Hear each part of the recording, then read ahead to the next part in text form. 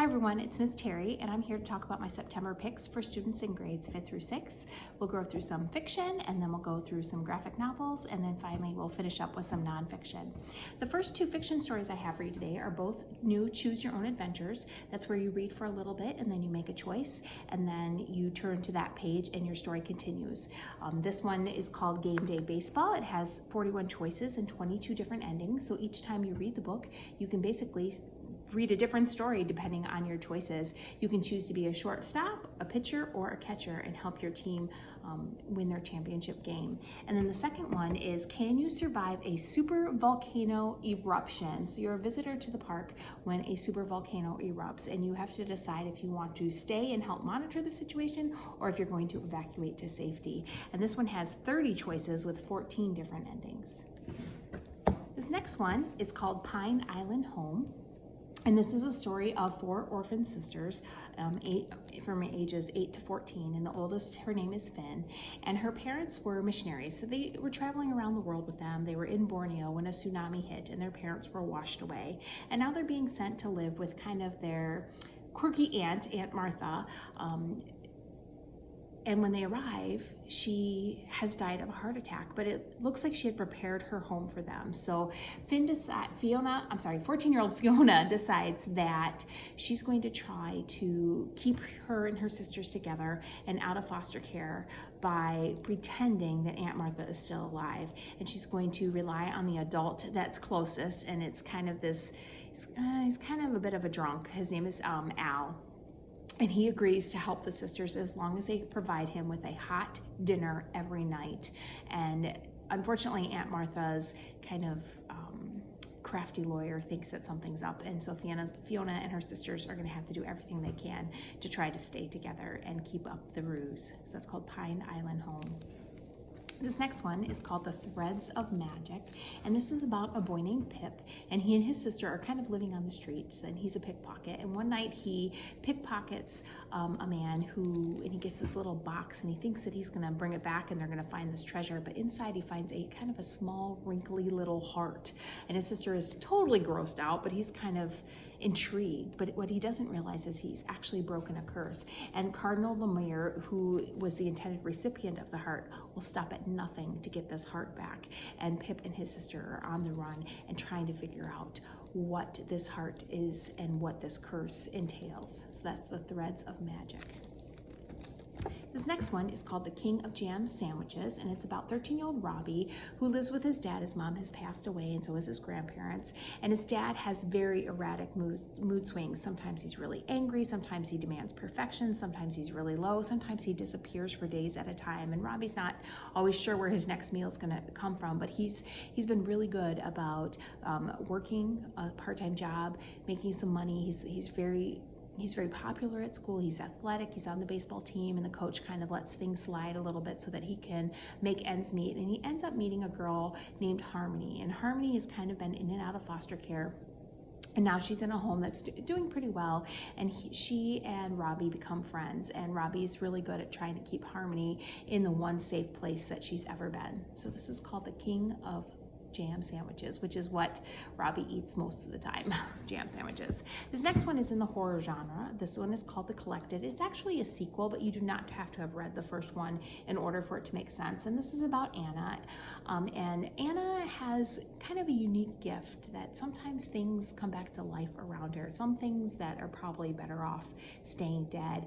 And what she doesn't realize is that her family is kind of fallen on hard times, and they're going to go back to their grandmother's spooky house. What she doesn't know is that her older sister Josie had something horrible happen to her there, and Josie does not want to go back to Grandma's house, but Anna is kind of intrigued and she wants to see what happened in the woods way back when to Josie. It's called The Collected.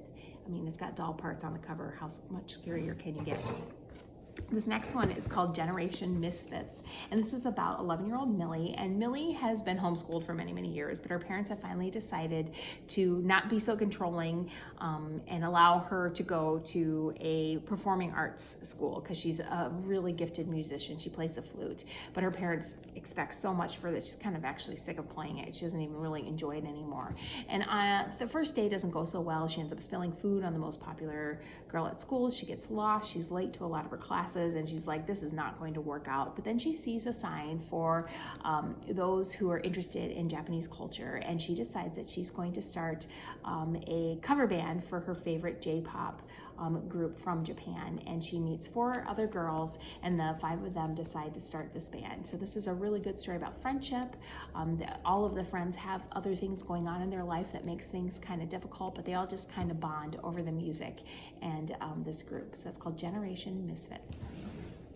This next one is called Breathing Underwater, and this is about 13-year-old Olivia, who's on a road trip with her older sister Ruth and their aunt and uncle. And Olivia is trying really hard to kind of recreate this treasure hunt that her and her sister had gone on the last time they had gone on this road trip. They had actually buried a box of mementos, and Olivia is hoping that they can find it again, and she's hoping that this will help Ruth with the depression that she's been dealing with, because Ruth is having a lot of problems, and Olivia isn't quite sure how to deal with it, and she just wants her older sister back to the way it used to be. And this is a story about her trying to come to terms with what's happening to her sister. It's called Breathing Underwater. A little bit of a tearjerker, I'm warning you.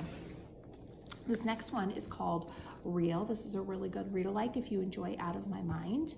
And this is a story about Charity. She's 13 years old, and she has nonverbal autism, meaning that she isn't able really to communicate what is going on in her mind, but she's actually brilliant, and she has a photographic memory. She just doesn't have any way of telling those around her, including her parents, that she really does know what's going on. She has these sudden tantrums. She has a lot of things that she's dealing with. And for a while, she's going to a school where they don't treat people, where they just don't treat the students very well. But she's able to finally get her parents to send her to a regular school to mainstream her, and she gets a device that helps her start communicating, and this changes everything for her. So this is called Real. This next one is also in the spooky genre. This one is called Whispering Pines. You can kind of see a look at the main character's smoke coming out of his eyes. And this is actually about this girl named Ray, whose dad has mysteriously disappeared. So she and her mom and sister have moved to the town of Whispering Pines. And it's kind of weird because her sister and mom can't seem to remember what happened to their dad, and some days don't even seem to remember that they had a dad, but Ray remembers. But weird things often happen in Whispering Pines, so people just kind of dismiss it. Oh, it's just another day. When kids start to go missing, and some of them get found, the spooky part is that their eyes are missing. So Ray and Caden, who is the boy next door, who's kind of lived in Whispering Pines his whole life. His parents actually run kind of the supernatural business. They decide to team up to find out what is going on, see if it links back to the disappearance of Ray's dad, and find out why are the kids missing their eyeballs. This next one is by Gordon Corman. He writes a lot of great fiction books for middle school students, and this is one of his newest ones. It's called Linked, and it's a story about a small Colorado middle school where swastikas start appearing around the school. Somebody is graffitiing swastikas, which is the symbol of the Nazis, and it's really disturbing to the kids and the faculty. They don't really know who's doing it. They can't seem to figure it out, and they decide that in a show of solidarity, they're going to try to create this 6 million link paper chain in the hopes that it'll bring them all together. The story focuses on 2 kids, Dana, who's actually a new girl to town, and she's of Jewish descent. So she kind of doesn't really like being almost a little bit at the center of attention while all of this is going on. And then Link, who's kind of this jock, and he's discovered that his grandmother was a Holocaust survivor, so he's very upset about these swastikas. And the 2 of them decide they're going to try to figure out who's behind this horrible prank. So that's called Linked. So those are the fiction stories. Let's look at some of the graphic novels. Graphic novels, again, written in comic book format. This first one is called Jukebox, and it's about a girl named Shailene whose dad has disappeared. Seems to be a common element in stories. And she decides to ask her cousin to help her try to track him down. And the last place their dad was near this jukebox. And next thing you know, the jukebox is glowing, and it has transported them back in time. And they're going through all the different decades of music, trying to find out if they can figure out what happened to her dad before the music stops. So it's called Jukebox. The fifth quarter is a sports story for those of you who like basketball, and it's about a girl who really loves basketball and is so excited to be on the team. Unfortunately, she's been relegated to the fifth quarter, which is this little time period before the games actually begin for all those students who don't play very well and the points don't seem to matter. And this is the story of Lori, and even though she's working really hard on her skills and trying to get on the regular team, she's stuck in the fifth quarter. Kyle's Little Sister is another new graphic novel, and this is about Grace. She does not like being referred to as Kyle's little sister, but her brother is extremely popular. Everybody loves him, and that's all she ever gets called. And nobody seems to care that she'd rather stay home and play video games, especially her parents. She's convinced that they love Kyle the most. And then Kyle starts to try to take over some of her friend groups, not necessarily on purpose, but that's how she feels. So this is a story of what it's like to be the second sibling and to wish that you weren't Kyle's little sister. Turtle in Paradise is a graphic novel adaptation of an actual book called Turtle in Paradise that won a Newbery Honor Award. And this is about a young girl named Turtle. Her family has kind of fallen on hard times. It takes place during 1935. And her mom has decided to become a live-in housekeeper for this woman who really hates kids. So Turtle gets shipped off to some relatives that live in Florida. And this is going to be an entirely different summer and experience for her, as she now has to deal with very noisy boy cousins and some family secrets that she's determined to get to the bottom of. So it's called Turtle in Paradise. Cees's Journal, Lost and Found, is a story of Cees, who really loves to tell stories and write things down in her journal. And she's good at keeping secrets, but she has a really deep, dark secret of something that has happened to her. And her mom knows what it is and is trying to help Cees heal, but she's having a hard time getting through it. But in this story, she has to contend with a treasure hunt, a mysterious mansion, and a really cool beachside in the hopes that this will help uncover her secret. So that's Cees's Journal. Chunky is a really good read-alike if you like stories like Smile and Sisters. And this is a story about a young boy. His name is Hootie. And Hootie's parents think that it's time for him to lose some weight. And they're trying to encourage him to do this by getting involved in sports. Well, Hootie is not very good at sports. He's not very athletic.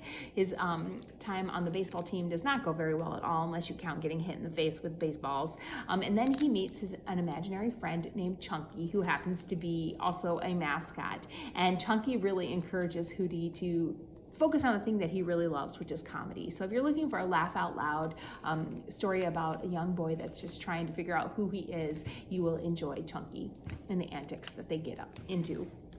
And then the last graphic novel I'm going to talk about today is called Paranorthern and the Chaos Bunny Apocalypse. And this is about a young witch named Abby, whose sister almost gets taken by these speed demons, and she unleashes this huge burst of magic that opens up another dimension to these bunnies. And everyone's like, oh, cute little bunnies, but these bunnies are not cute, and in fact they're causing chaos and evil, and she needs to figure out how she opened that dimension and how she's going to get it closed. And she's going to do that with the help of three of her friends, a ghost, a pumpkin head, and I think it's a part wolf girl. So if you like kind of paranormal type stories that are kind of on the funny side, you're going to enjoy Paranorthern. All right, so let's look at some of the nonfiction books I have. This first one is a real life ghost story, and I'm going to say real life. This is based on true accounts of things that people said happened to them. It's up to you to determine whether or not what they saw was actually real. But this is about Elva Zana Hester Shue. She died in Greenbrier County, West Virginia in January of 1897. Her death was originally thought to be from natural causes, but when Zona's ghost began visiting her mother, the death started to look a little bit more suspicious. So this is the story about Elva and how she convinced her mother that she actually, in fact, was murdered, and how they brought the murderer to justice.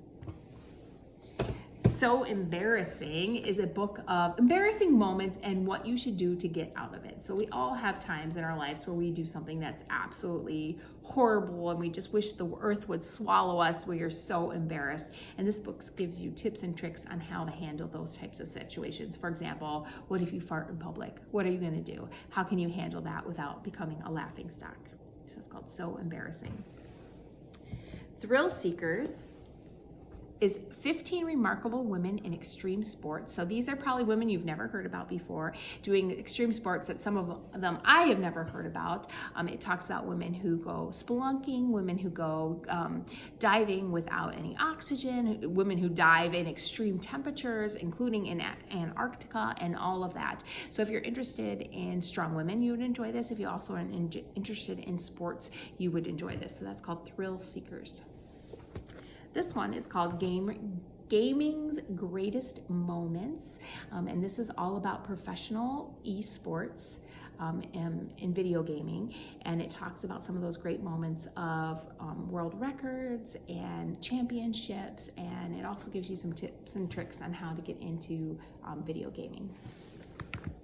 This one is called Board Games, and this is a perfect book for this time of our lives right now when we have to spend a lot of extra time at home and a lot of events have been canceled. Well, this is 100 plus different activities that you can do at home with your family and friends using only 1 or 2 household items. So if you're looking for some new ideas of what to do on a Friday, Saturday night, I definitely would check out Board Games.